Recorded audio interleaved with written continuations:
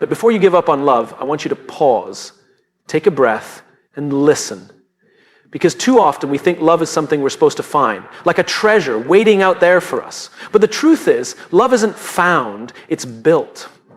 It's built in the small moments, the hard conversations, the compromises we didn't think we could make, but chose to anyway.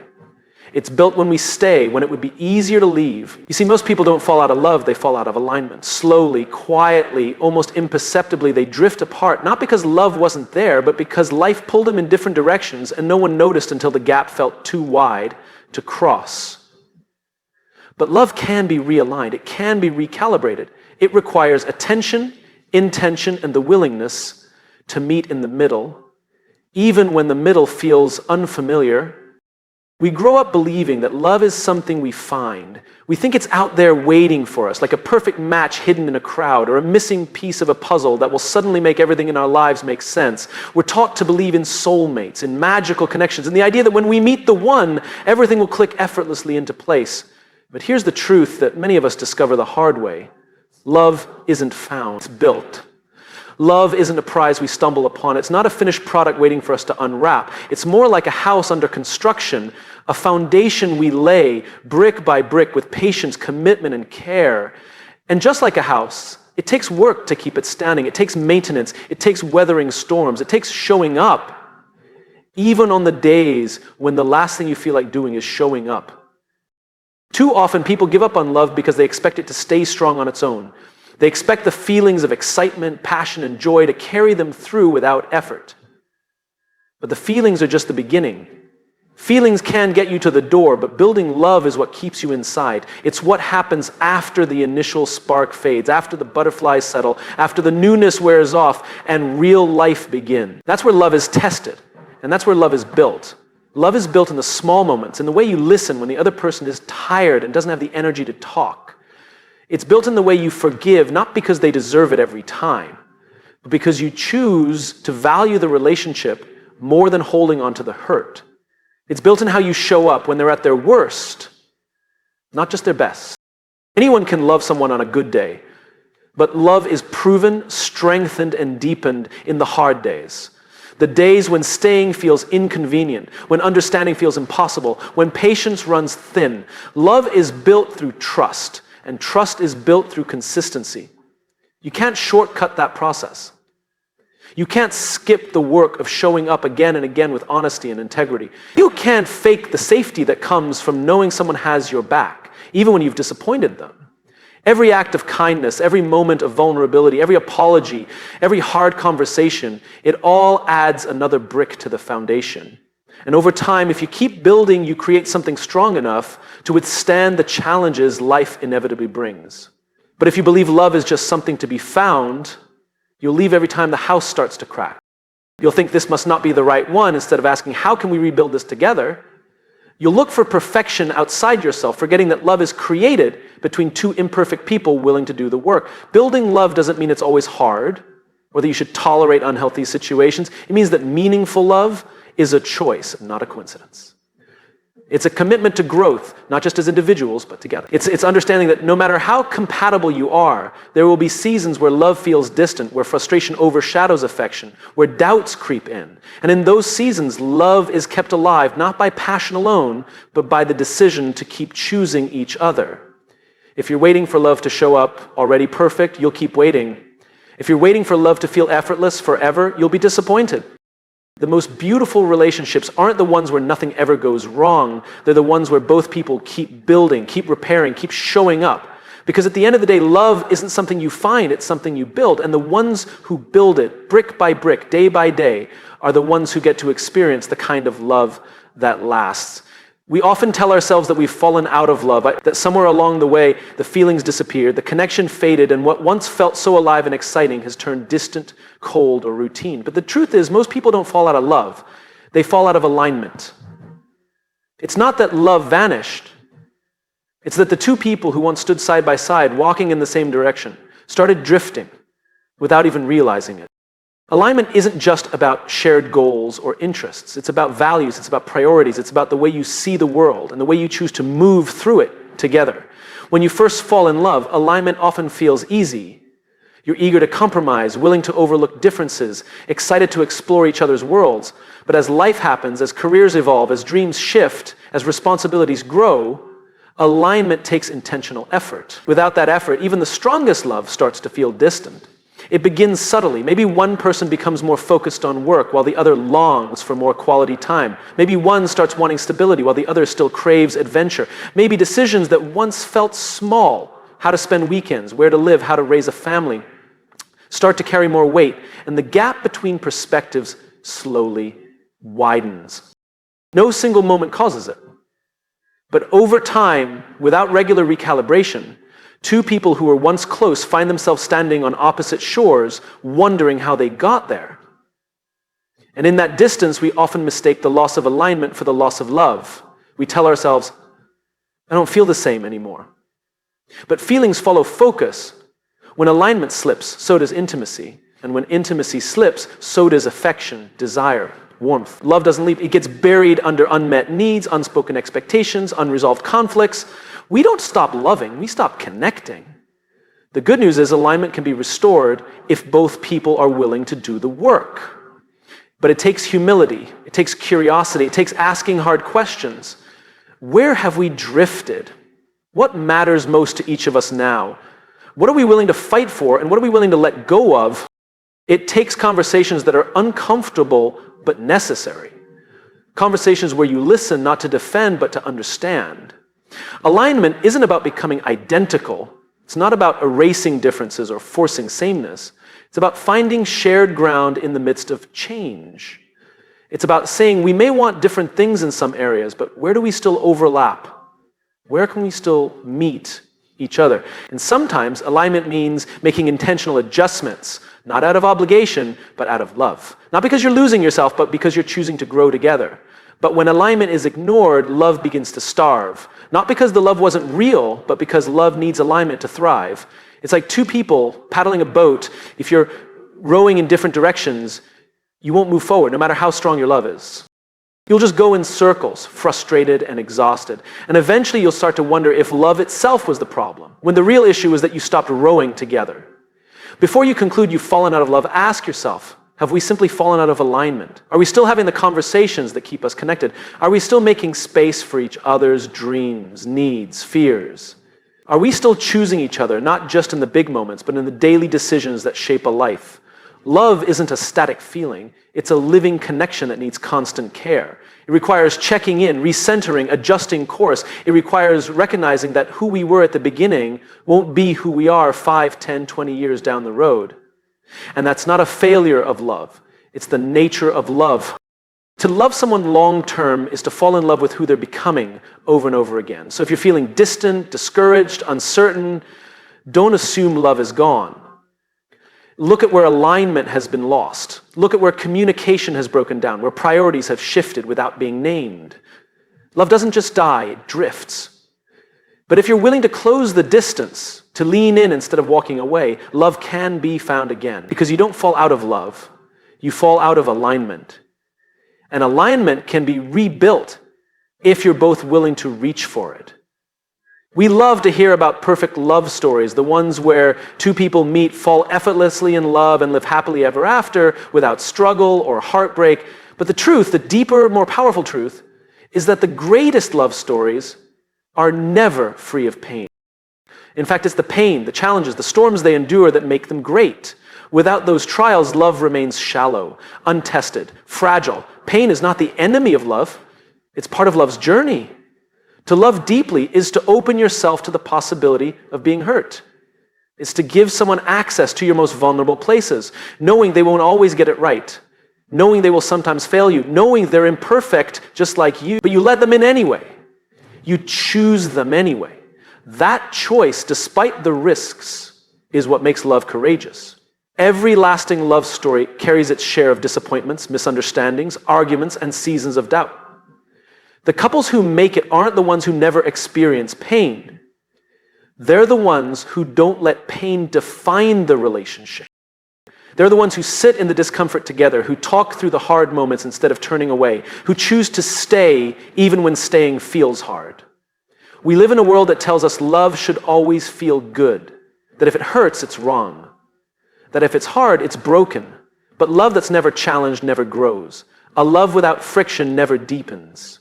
It's the struggles that stretch us, that reveal our selfishness, our fears, our insecurities, and invite us to become better, stronger, more compassionate versions of ourselves. Think of the love stories we admire most, not the ones in fairy tales, but the ones we witness in real life. The elderly couple still holding hands after 50 years, who've walked through loss, financial struggles, raising children, health scares. Their love is beautiful because of what they've survived together. Every scar tells a story. Every wrinkle is a memory. Their bond wasn't built by avoiding pain, but by facing it side by side. Love will ask things of you that comfort won't.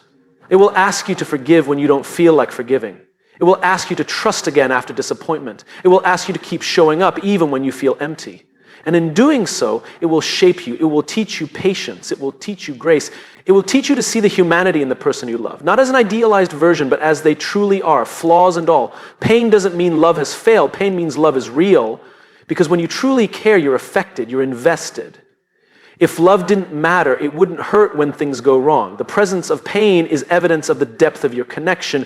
It means your heart is fully in it. And of course, there's a difference between healthy pain and destructive pain. Love should never mean tolerating abuse, disrespect, or harm. But even healthy love will carry its share of hard moments. Moments when you disagree deeply, when you hurt each other unintentionally, when you disappoint or misunderstand each other. Those moments aren't signs to give up. They're invitations to lean in, to grow, to repair. The greatest love stories aren't perfect stories. They're stories of resilience. Stories of two people who keep choosing each other, not just when it's easy, but when it's messy. Not just when they're full of love, but when they feel empty and tired and unsure. Love that's never tested can't be trusted. But love that's been through the fire and still stands, that's a love that lasts. So if you find yourself in a season of pain, don't be too quick to assume love has left. Sometimes it's in the breaking that love rebuilds stronger. Sometimes it's in the struggle that love learns how to endure. The greatest love stories were never meant to be painless. They were meant to be worth it. And spend so much time asking ourselves, is this love? We analyze the feelings, the chemistry, the excitement. We look for signs and confirmations, trying to measure whether what we feel is real, whether it's strong enough, deep enough, lasting enough. But maybe we're asking the wrong question. Maybe the better question isn't, is this love, but is this love worth fighting for? Because love by itself is never enough. Love needs action. It needs commitment. It needs a willingness to stay in the fight even when things get hard. Love is beautiful, but it's not always easy. It won't always feel magical or effortless. There will be days when the connection feels distant, when the excitement fades, when misunderstandings pile up. And in those moments, it's not the presence of love that carries you through. It's the choice to keep showing up for each other. It's the willingness to work through the messy parts, the broken parts, the disappointing parts. Anyone can love when things are going well. Anyone can love in the beginning when it's all laughter and adventure and newness. But the love that lasts, the love that's worth fighting for, is the love that shows up in the trenches. Love that stands its ground in the middle of conflict, that chooses reconciliation over resentment, that's willing to lay down pride to build something stronger. You can love someone deeply and still walk away. You can love someone and still give up when the obstacles feel too heavy. But when you ask, is this love worth fighting for? You're asking a deeper question.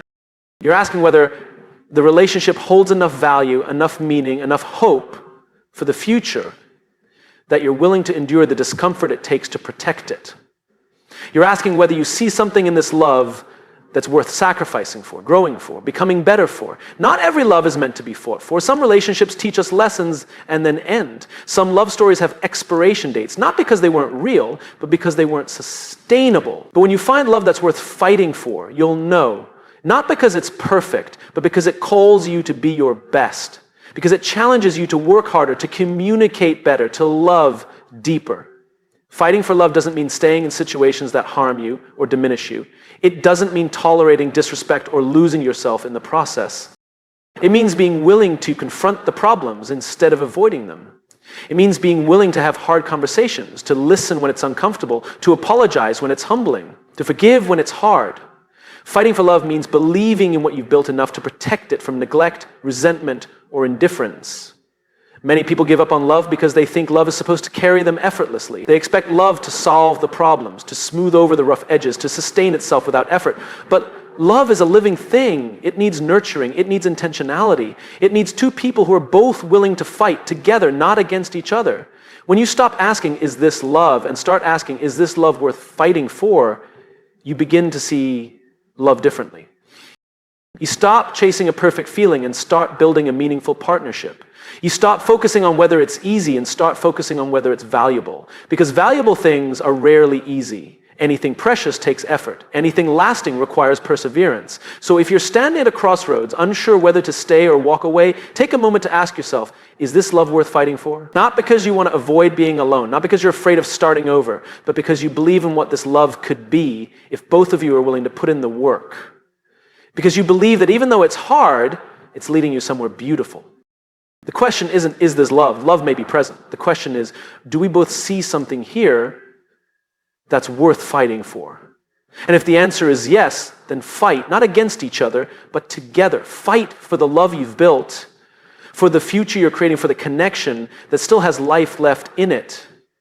Because love isn't just a feeling you fall into, it's a choice you keep making every single day. We live in a world where it's so easy to walk away. The moment things get hard, the moment we feel hurt, misunderstood, or disappointed, we start to believe that leaving is the answer. We tell ourselves we've given enough. We convince ourselves that love has run its course. But before you leave, before you close the door, before you say goodbye to something you once cherished, ask yourself one question. Have I loved at my highest capacity? It's a question that demands honesty. It's a question that forces you to look inward, not just outward. Because it's easy to point to what they didn't do, how they failed you, how they didn't meet your needs. It's harder to ask, did I show up as the best version of myself? Did I give all the love I had to give? Not the kind of love that keeps score or expects something in return, but the kind of love that's patient, kind, forgiving, and brave. The kind of love that leans in when it's easier to pull away. Loving at your highest capacity doesn't mean you were perfect. It doesn't mean you never got angry, you never felt frustrated, never needed space. It means that in the midst of those moments, you still chose to return. You still chose to listen. You still chose to fight for understanding. It means you didn't withhold affection as punishment. You didn't weaponize silence. You didn't give up on communication because it was uncomfortable. You kept your heart open even when it was vulnerable. Sometimes we leave relationships not because they couldn't work, but because we stopped doing the work. We stopped showing up fully. We gave the bare minimum and wondered why we felt empty. We held back our words, our affection, our apologies, thinking we were protecting ourselves, when really we were starving the relationship. And when it crumbled, we told ourselves it just wasn't meant to be. But was it fate? Or was it a lack of effort, a lack of courage to love fully? When you love at your highest capacity, you live without regret. Even if it ends, you know you poured everything you had into it. You know you didn't leave anything unsaid, unexpressed, undone. You know you gave love every chance to grow. And there's peace in that. Because the deepest regrets don't come from love that failed. They come from love we didn't give. Loving at your highest capacity also means loving in a way that aligns with your integrity. It means setting healthy boundaries, standing up for your values, loving yourself enough not to shrink or lose your identity. It's not about sacrificing who you are just to keep someone. It's about loving bravely, generously, while staying true to your worth. It's about knowing the difference between giving up and letting go when something is no longer mutual or healthy. When you ask, have I loved at my highest capacity, you give yourself a chance to pause before making a final decision. You give yourself the opportunity to reflect, to see if there's more love left to give, more growth left to pursue, more understanding left to reach for. Because sometimes we're one courageous conversation away from breakthrough. Sometimes we're one act of vulnerability away from healing. And even if you choose to leave, you'll leave differently. You won't leave bitter or resentful. You won't carry the weight of unfinished business or unspoken words. You'll leave with clarity, knowing you honored love in the best way you could. You'll leave stronger, wiser, and more open for the next chapter, not because you didn't care, but because you cared enough to give it your all. So before you walk away, before you declare it's over, before you close the door on what you once dreamed of, ask yourself, have I loved at my highest capacity? If the answer is no, stay a little longer, try a little harder, speak a little softer, forgive a little deeper. But if the answer is yes, If you've loved with everything you had, if you've shown up fully, if you've fought for connection, then you can walk away with your head high and your heart free. Because loving at your highest capacity doesn't guarantee the outcome you want, but it guarantees a life without regret. And that's a love worth living for. We don't like endings. We fight them. We fear them. We avoid them. Whether it's the end of a relationship, the end of a dream, or the end of a season in life, we often see endings as failures, as losses, as proof that something went wrong. But what if an ending isn't a failure at all? What if it's a doorway, a lesson, a quiet invitation to begin again, wiser, stronger, more prepared for what's next? Every ending is also a beginning, if you let it teach you. When something ends, it's easy to get stuck in the pain. We replay what went wrong. We question ourselves, the other person, the choices we made. We cling to the past because it's familiar, even if it wasn't fulfilling. But endings have a way of clearing space. They strip away what no longer fits. They close doors that weren't meant to stay open. And in that clearing, if we're willing to look closely, we can find the seeds of something new, something better aligned with who we're becoming. Endings force us to ask hard questions. What did I learn? What patterns do I need to break? What will I do differently next time? And those questions aren't meant to shame us. They're meant to shape us. They're meant to wake us up to the ways we've been living on autopilot, to the compromises we've made that chipped away at our joy, to the red flags we ignored because we were afraid to be alone. But here's the truth. If we walk away from an ending without reflection, we're likely to repeat the same story again. We'll find ourselves back in the same kinds of relationships, the same cycles of frustration, the same places of disappointment, because we didn't let the ending teach us. We just rushed to fill the empty space, hoping to avoid the discomfort of being in between what was and what's next. The gift of an ending is perspective. It gives us distance. It gives us clarity we couldn't see while we were in the middle of it. And if we sit with that clarity long enough, we begin to notice things we missed, the ways we gave too much of ourselves, the ways we silenced our needs, the ways we tolerated less than we deserved, the ways we showed up small because we were afraid of rocking the boat. And it's from that clarity that a new beginning quietly takes shape. Not always loudly, not always dramatically. Sometimes it's as simple as a shift in mindset, a new boundary, a deeper commitment to honoring your values. Sometimes the beginning isn't marked by a big opportunity or a new love. It's marked by the decision to show up differently for yourself. But beginnings can happen if we're still clinging to what's gone.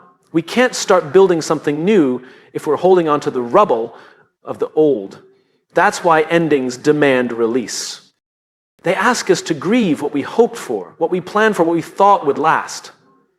They ask us to make peace with what didn't happen. Only then can we step forward with open hands, ready to receive what's next. It's tempting to see an ending as wasted time, to think, I gave so much and it still didn't work. But nothing is wasted if it shaped you. Every heartbreak taught you something about love. Every failure taught you something about resilience. Every closed door taught you something about what you truly want. Every ending added another layer of wisdom you'll carry into the future. The people who grow the most aren't the ones who avoid pain, they're the ones who learn from it. They're the ones who turn their wounds into wisdom, their endings into foundations, their heartbreak into strength. They're the ones who refuse to let an ending define them, but instead let it refine them. So if you're standing in the middle of an ending right now, take a deep breath, give yourself permission to feel the sadness, the anger, the loss, but also give yourself permission to hope, to believe that something new is waiting on the other side, to trust that this ending, painful as it may be, is clearing the path for something you couldn't have imagined while you were holding on. Because every ending is also a beginning if you let it teach you. And if you're willing to learn, you'll never truly lose, you'll only evolve.